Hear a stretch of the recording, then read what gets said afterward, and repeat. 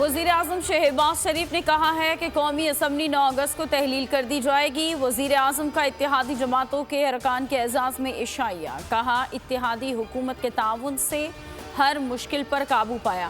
IMF سے معاہدہ آسان نہیں تھا، یہ پولیس سرات بھی عبور کیا۔ آئندہ چند روز میں ہماری حکومت ختم، کوشش ہے کہ سب کے لیے قابل قبول نگراں سیٹ اپ تشکیل دیا جائے۔ شہریار آفریدی جیل سے رہا ہوتے ہی دوبارہ گرفتار، عدالت نے نظر بندی غیر قانونی قرار دیتے ہوئے رہائی کا حکم دے دیا تھا۔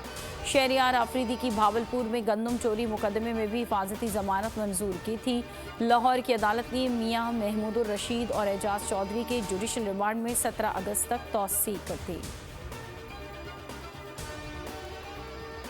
فواد چودھری کے خلاف توہین الیکشن کمیشن کا کیس، الیکشن کمیشن نے توہین کیس میں فواد چودھری کی تحریری معافی کو مسترد کر دیا۔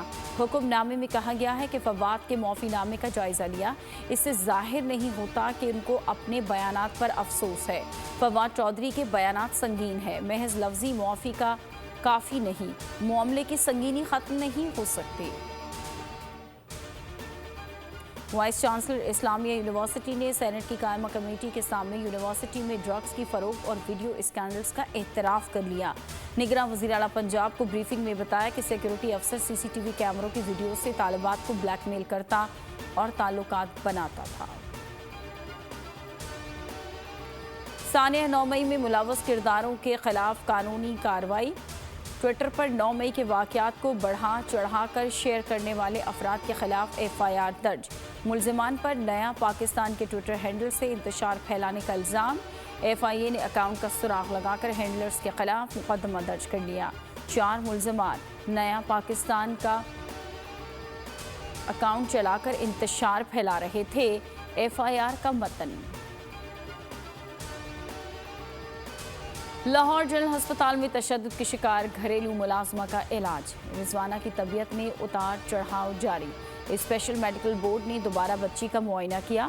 سربراہ میڈیکل بورڈ پروفیسر جودت سلیم نے کہا ہے کہ رضوانہ نے ہلکی غذا لینا شروع کر دی ہے۔ رضوانہ کی ادویات کچھ اینٹی بائیوٹک کو تبدیل کیا گیا ہے، صحت میں نمایاں بہتری آنے لگی ہے۔ تشدد کا شکار بچی رضوانہ کی عیادت کے بعد مریم نواز کی میڈیا سے گفتگو، کہا کہ اگلی نسل کی حفاظت ہماری ذمہ داری ہے۔ رضوانہ کے معاملے پر بہت دکھ اور تکلیف ہوا۔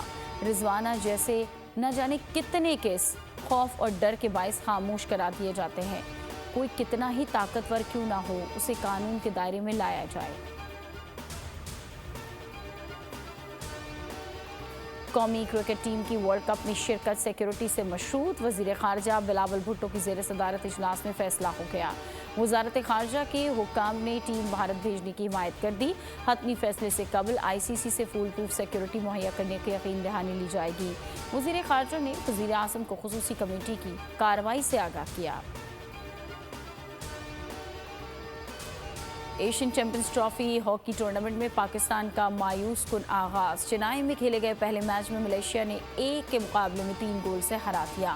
فاتح ٹیم کے فرحان اشری نے 2 گول بنائے، پاکستان کا واحد گول عبد الرحمان نے سکور کیا۔ ایونٹ میں کل پاکستان کا مقابلہ جنوبی کوریا سے ہوگا۔ ڈیجیٹل لون اسکیم، عوام کو قرضوں کے جال میں پھنسا کر لوٹنے والے بھیڑیے بے نقاب۔ بول کی کاوشیں برابر ثابت ہو گئیں، آن لائن قرض مافیا کے گرد گھیرا تنگ ہو گیا ہے۔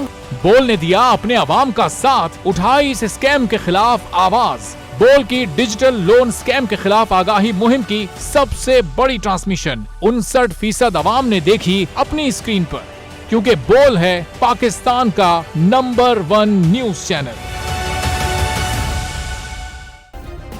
سبسکرائب کریں اور بیل دبائیں تاکہ کوئی خبر رہ نہ جائے۔